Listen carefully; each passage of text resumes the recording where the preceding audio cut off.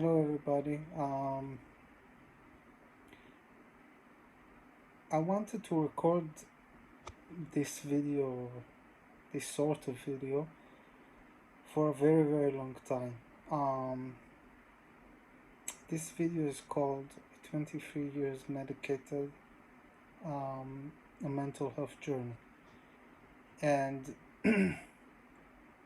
basically what I'm trying to do, I guess, is in a way maybe help myself, uh, open up some stuff, and by sharing it to random strangers, I guess. And also,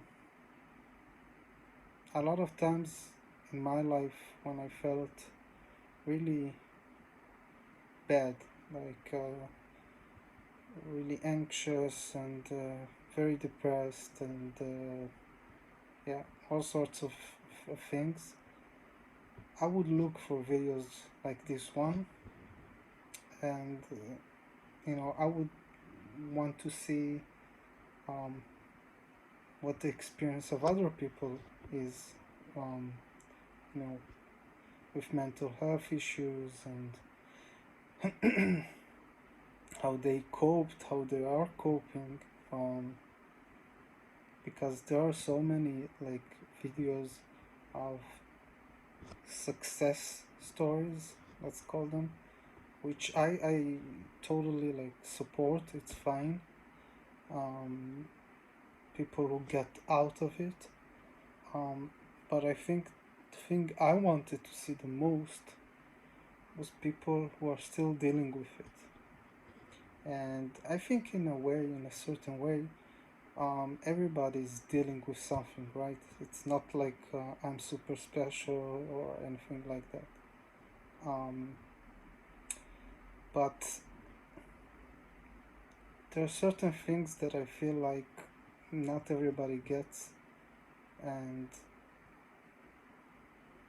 and when you're past, those issues, let's say, um, if you somehow get to a much much better place, sometimes you lose touch with how it feels.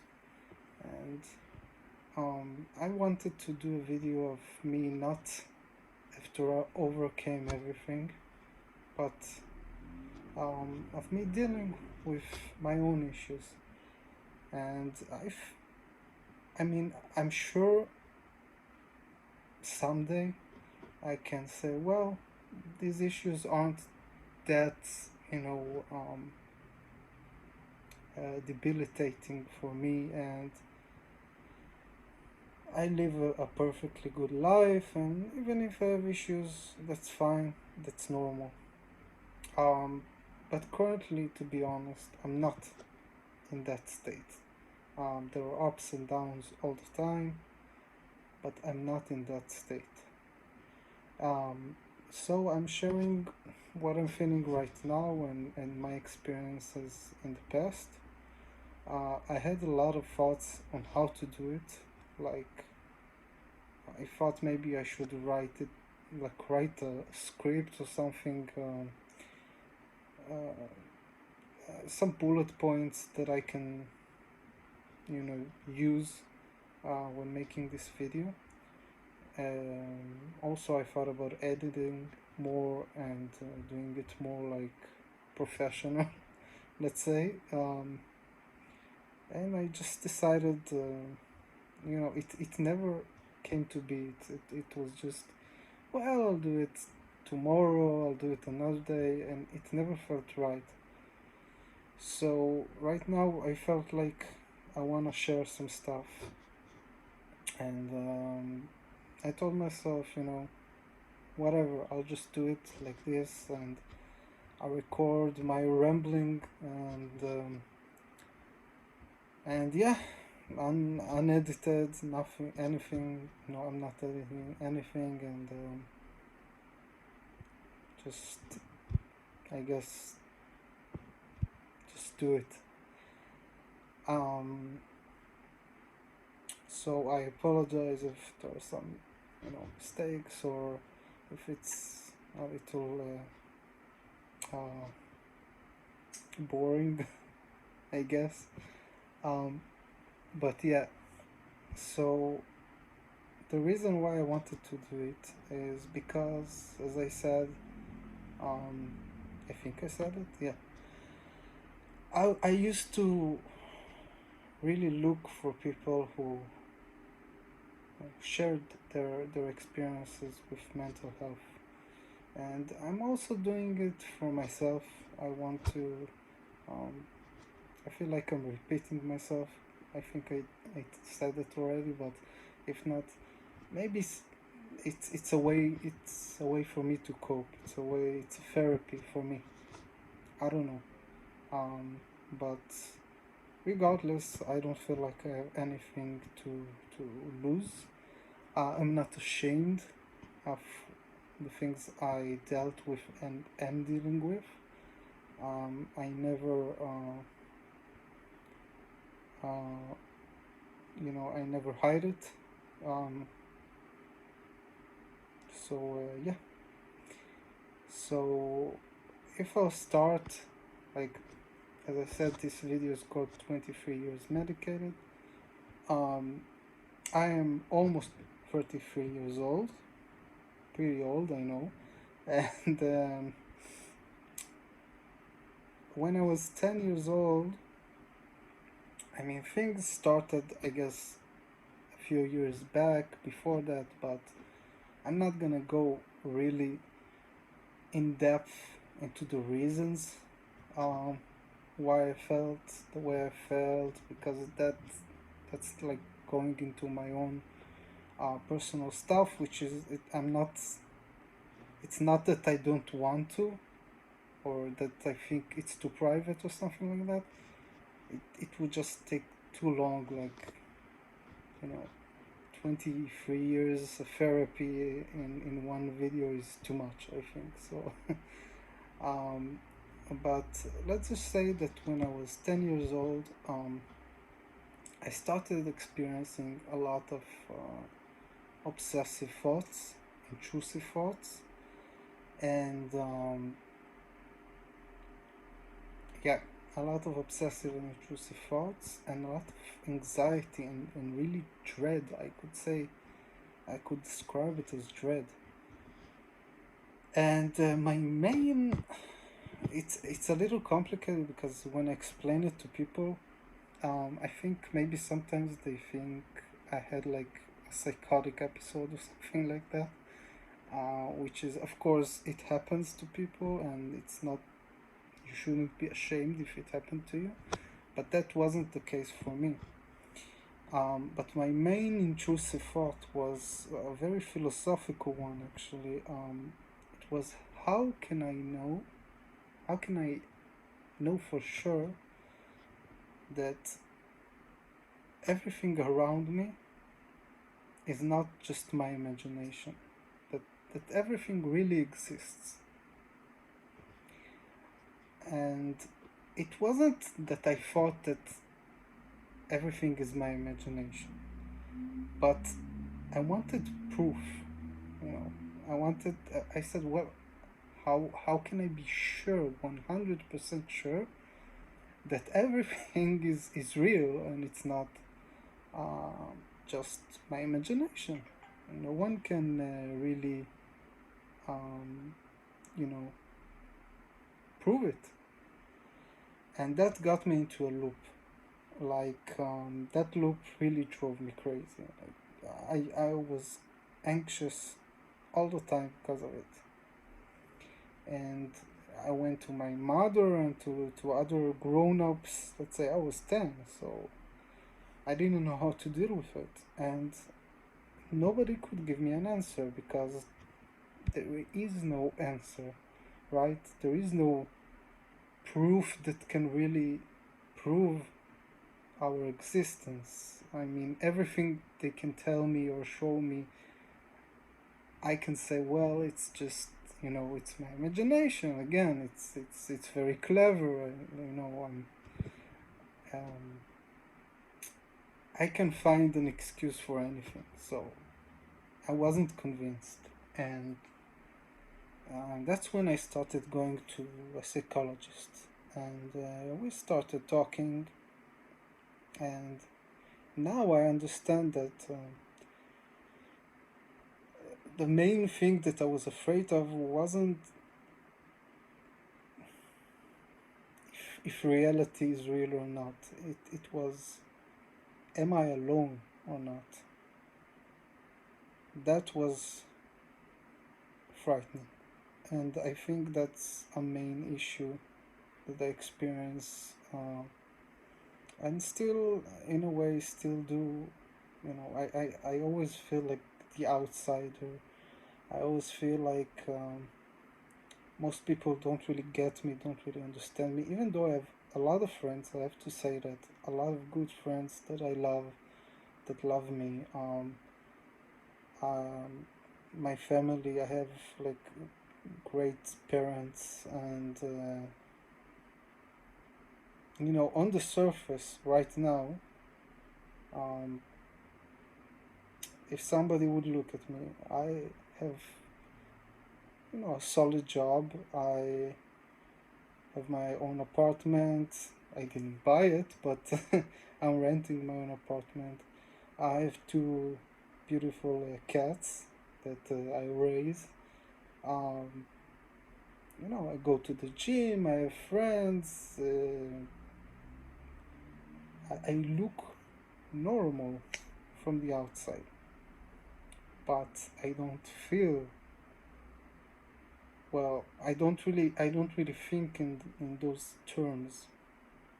But let's say I don't really feel normal, even though I'm not sure I want to feel normal, but that's another issue. Um, so yeah, I started going to a therapist, and pretty quickly I started getting medication. The first one was Prozac, and that actually really helped. My intrusive thoughts stopped. Like it was great. Like for me, it was a big relief. Like finally, I can relax a little bit, not think this you know scary thoughts all the time. And I went to talk therapy, and after a while, my psychiatrist became also my therapist. So the talk therapy was with him, and he prescribed the medication, and for a while it looked like things were improving. And after a while, the Prozac stopped working, or it worked. It didn't work as well, and um, I started trying different medications, a lot of SNRIs, SSRIs. I think like also other stuff. I think I tried maybe 20 different medications um, throughout my life. And there's a lot to say and a lot to tell, but I don't want this video to be too long. So I'll say that until I was like 13, things were going pretty, like it was better. Um, and once I turned 14, I had a lot of different issues with authority.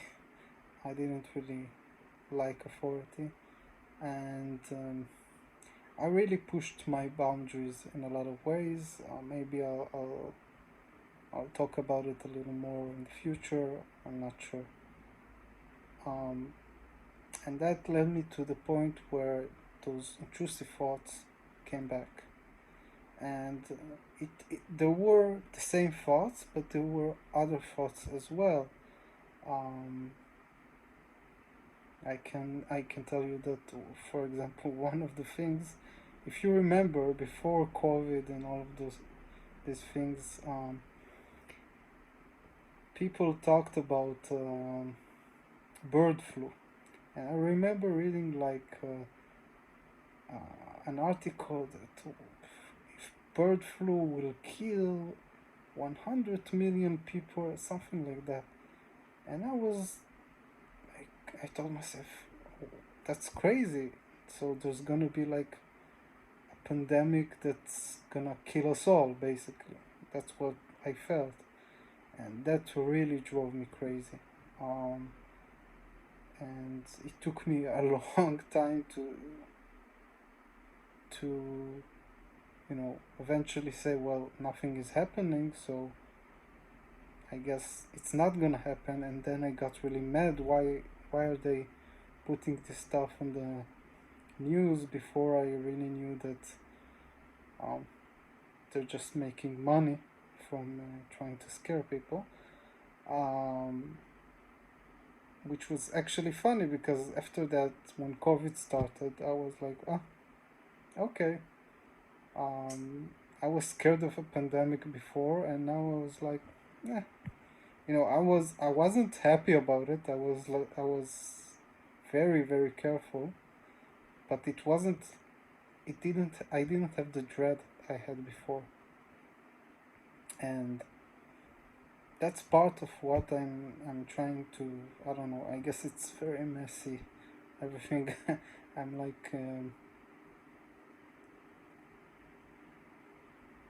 I'm trying to keep it linear, but I really can't. But what I'm trying to say is that things did change and did improve during my lifetime. Um, and when COVID started, I wasn't at the same place I was when I was 14. I was much more mature. I was able to cope with things better. Um, Even though it took a toll on me, it really did, and not just because of the whole COVID thing itself, but because of staying just like closed at home and being very alone at that time. Um, but I think the worst time of my life was when I was 16 years old. Um, I dropped out of school, and because I felt like the people, like the teachers and everybody, hated me there. Um, I'm not I'm not saying I was the best kid or whatever, but I was a kid. But I did some stupid shit, and I didn't feel like I belonged, and I didn't really see the point of going to school because I was like, well, okay, so you want me to go to school, to go to university afterwards, so I can get a job. So for what? So I can just work every day, and for what? Why am I alive? That was my question. What am I doing here? And they were like, well, no, you need to go to university, you need to study, you need to get a good job. And I was, we didn't even speak the same language. So I dropped out of school. I had some issues with police, let's call them that, even though they're clowns, but okay. Because of weed. I think they thought I was like, I don't know, some drug dealer or something, and I just smoked weed, and that's it. And I really got started to get, like, things got worse again. I felt that things are really, really, really wrong. You know, the world is wrong, life is wrong. And I started to stay at home more and more and more and more because I didn't go to school. I didn't. Basically, I did nothing. And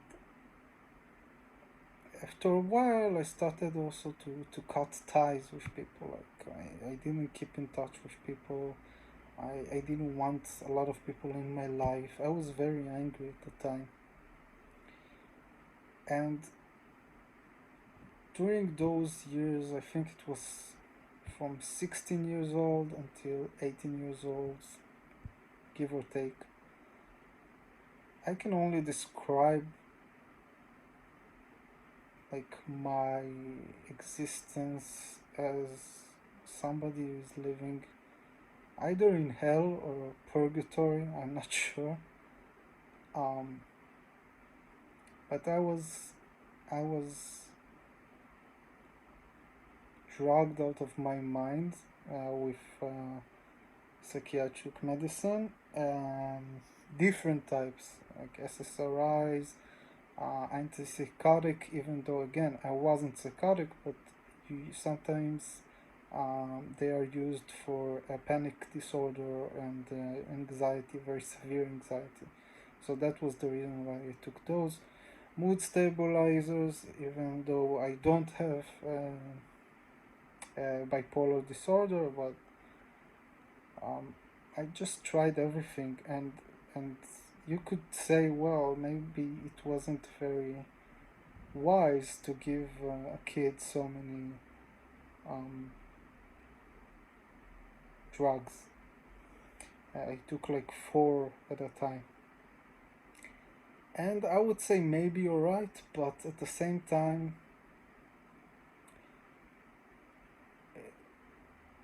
it was either that or just I don't know what could have happened if I wasn't just drugged out of my mind at that time, because it really felt like hell. Um, it felt I would wake up and just be in a constant loop of dread and obsessive and compulsive behavior. I would wash my hands so much. I would look like I burned them, you know. And I still wash them a lot, and they're still dry. Maybe you can see, but it wasn't like this. It was like people told me, "What happened to your hands? Did you get burned?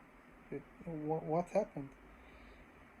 Because I would just wash them like 60, 70, 80 times every time that I went to the bathroom or did something, whatever. Classic OCD, but very severe OCD. And that bothered me, but it didn't bother me as much as the intrusive, constant intrusive thoughts, never stopping. Just your mind is just you're inside this fog of thoughts, and you're worried, but you don't even know what you're worried about. You know, it it's you started from something small, and it became this huge thing, and it just drains you completely. And I had panic attacks. I couldn't, walk out of my home without being extremely anxious, and very severe depression. And when I was awake, I felt like I want to die every day. I just woke up and I wanted to die. And I hated myself because um, I thought I was a coward. I was like, well, you want to die, so do it, kill yourself. And I was like, too afraid. I was scared of dying, obviously. Um, but I was like, I'm only alive because I'm scared of dying. There's no other reason. And I was very angry at myself and I felt very weak. And that was during the day. And I would want to go to sleep because, when you're depressed, sleeping is a way to, to not cope with it. But sleeping wasn't, it didn't help because it was horrible. I had nightmares every night, vivid, horrible nightmares. I would be in complete terror during during the, when I was sleeping, and that's so I was awake and I wanted to die. I went to sleep and I slept for a long time, like 12 hours, something like that, and I would just wake up in completely terrified, and I couldn't escape the pain. I just couldn't, and I really said to myself, I don't know how long I can keep going like this. It was just 24/7, just pain all the time, anxiety, depression, severe intrusive thoughts, rituals, compulsive behaviors. I never felt rested. I never felt anything other than I just want to die. And obviously, even in those kind of times, you have moments when you feel a slight glimmer of hope, let's say, but it really broke me. And I don't remember how, but things started to get better. I think when I moved to another city, and I reconnected with old friends, and things started changing. It wasn't. It was still very difficult, but once I started doing stuff, not just living in my own head, and reconnecting with friends and all of that, and playing music, and music is something that is very important to me. Eventually, when I was 20 years old, I went to music school, and then things really changed. Like I started being very active, and so I don't remember how it started, but somehow I got out of that hell, and I still took medication, but less, not as much. And during the years, after I got out of that period of my life, I did a lot of different stuff.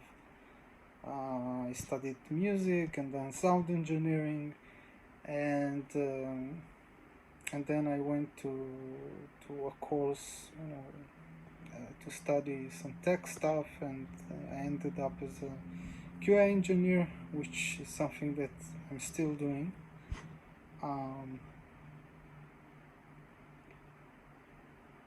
And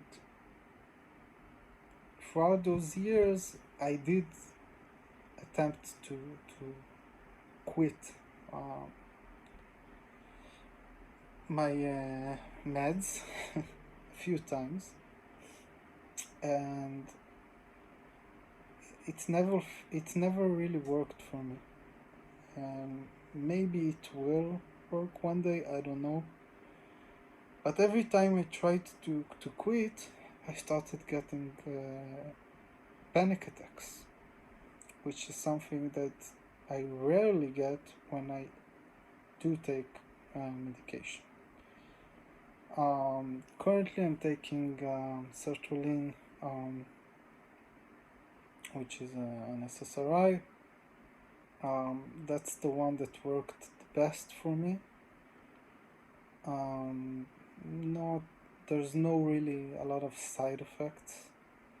Um, the only side effect maybe is gaining some weight, but that's also because of depression.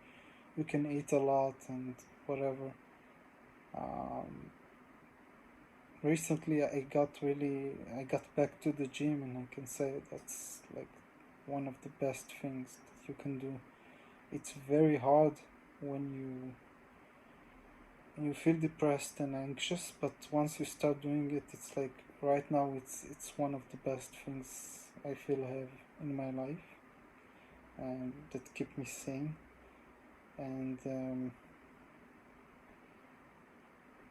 And yeah, so whenever I tried, it didn't work for me, and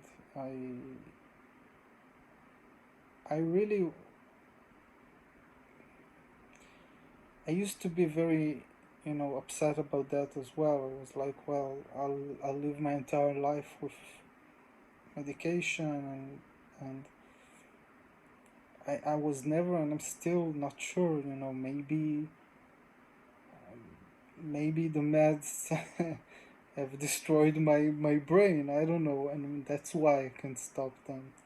Or maybe things could have gone differently, and maybe if I would, when I was younger, I wouldn't start taking the medication, and instead could have done something differently. Maybe I would not be in the state I'm in right now. But something I learned while practicing meditation and Buddhism, which is another thing that really helped me, is that just living in maybes is um, very destructive.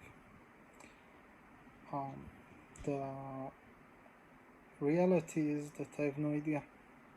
I don't know. Nobody knows. I am a living experiment um, of psychiatric medicine, and I've come to terms with it, I guess, and I don't really care if I'll have to take medicine for the rest of my life.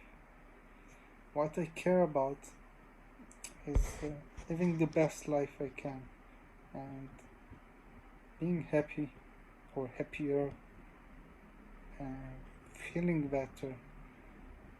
And there were a lot of good things that happened in my life in recent years. There have been a lot of, I feel like I've grown a lot as a person. So, to anyone who is really struggling right now, I want to say it is possible to improve and to feel better and to learn from this very hard experiences and to grow from them. Having said that, um, I'm not. I mean, I can't really say that I'm living the best life. Uh, um, I don't know how to put it because it's hard to say, like, well, I'm not happy. Well, who says that anything I'll do will make me happy, you know? And People say happiness is a mindset, which is so annoying. But there's something about that because I am the source or the main source of my agony, and I can feel that in times where I practice more, let's say meditation, and work out more, I can feel how I can, even in the current state, I can be much happier. That doesn't mean you shouldn't, try to improve your life and find things that make you happy and aspire for, a better life, and try and find what are the things that will make you happier. Uh, it just means that, you know, you can't just live in the past or in the future. You have the present, right? And in the present, there are moments where I feel good, but there are a lot of moments where I feel like shit. That's the truth. Um, and I think I can improve some things in my life and in myself as well. Of course, um, to make my life, you know, a happier life. And for me, happiness isn't just a state that is static. You're always happy. You're a happy person, so you know uh, that's your default. What I mean by happy is increasing the amount of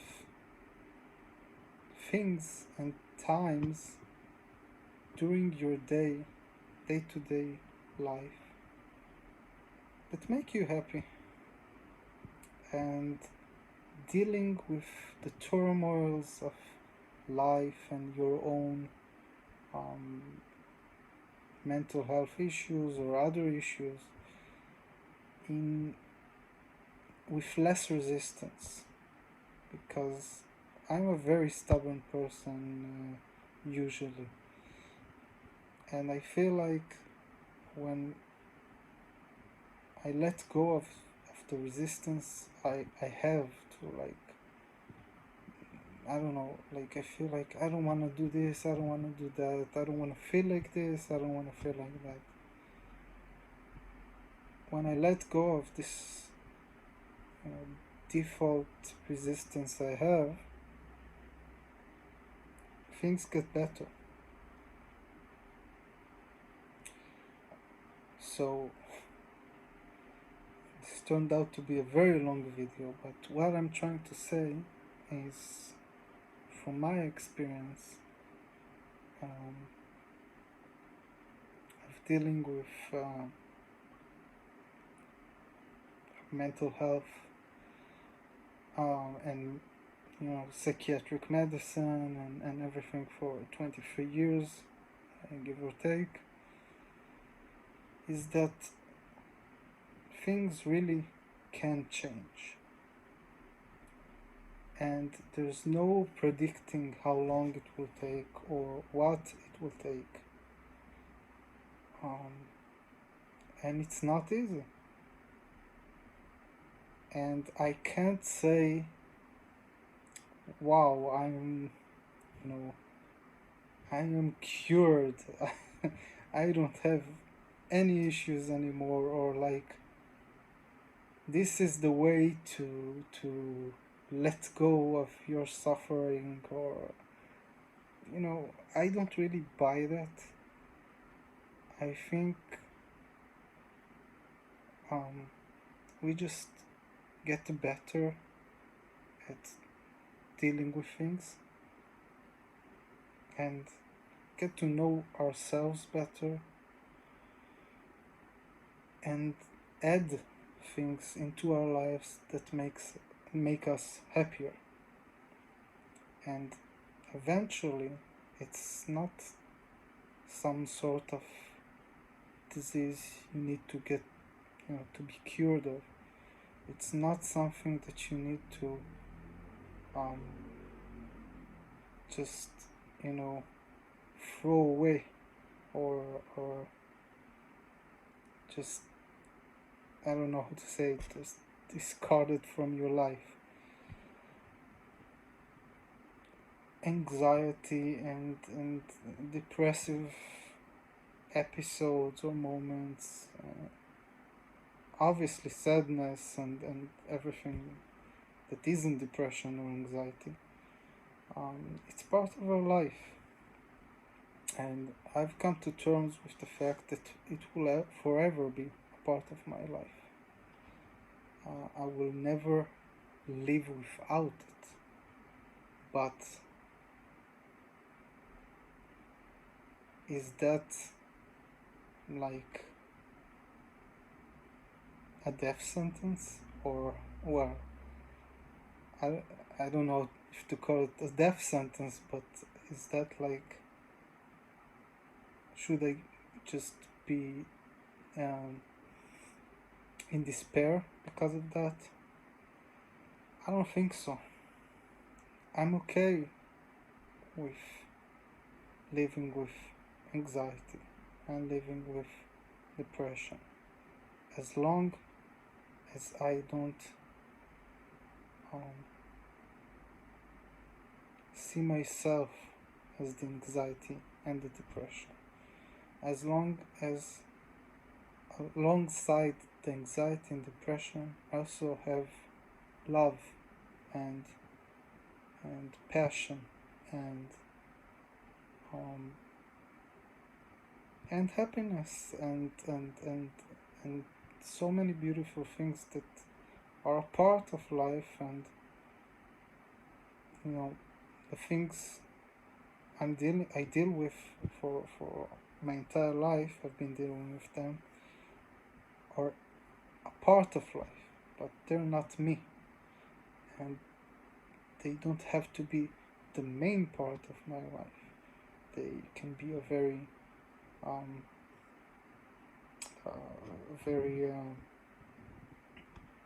a big part of my life, but they don't have to be the biggest, and they can be combined and intertwined with other things in my life.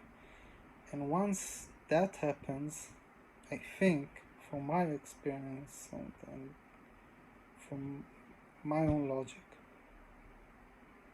it's not, it becomes like, like my compulsions, which were very, very, very, my OCD was very, very, very tiring. And it's not like it's gone away completely. I still wash my hands a lot. I still have difficulties with some stuff. I still have intrusive thoughts. But the percentage and the intensity of those things have lowered drastically. And if we can lower the other stuff as well, or at least put them in their place and not let them define us, then that's okay. We don't need to be cured. We're not sick. There's nothing wrong with us. We're human beings who experience human things and human emotions. And I try to live my life very sincerely about that. Even in my work,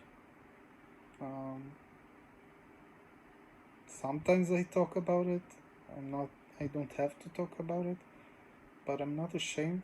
I'm very public about it. And there's nothing to be ashamed of. So if you're experiencing something like that, I just want to tell you that I've been experiencing and dealing with it for at least 23 years, I think more, but let's say 23, doesn't really matter.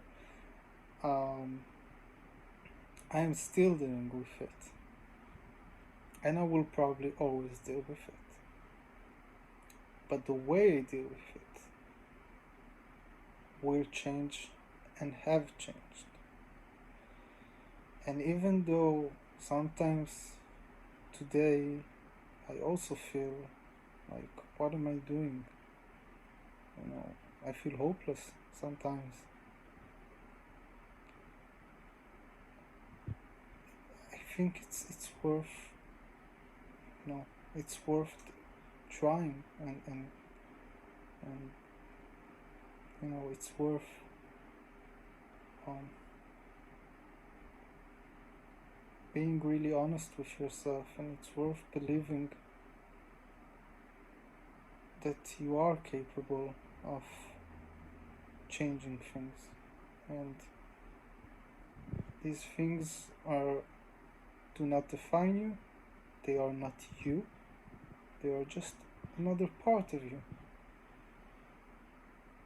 So I don't know if it helps, but I'm also dealing with it, and I'm not ashamed of saying it. And as I said, I will probably deal with it for the rest of my life, but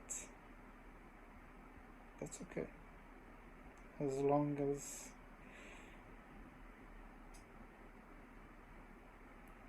we grow, we change, and we add things to our life that makes us whole, or wholer.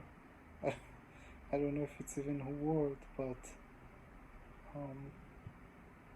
and not just I am anxiety, I am depression, I am intrusive thoughts, I am compulsive behavior. No, I'm much more than that. You are much more than that. And it's important that we can express it and be there for each other. So I guess that's all I gotta say right now. And I hope this video will maybe resonate with somebody or help somebody. I know it's pretty messy. I know I went all over the place and I'm not very focused. But at least I'm saying it all from a very sincere place. And I hope maybe it can help someone. Maybe it can help me. And maybe, who knows, maybe good things will come out of it. Either way, I wish you all the best, and stay safe, and be compassionate with yourself, and have a great day. Thank you very much for listening.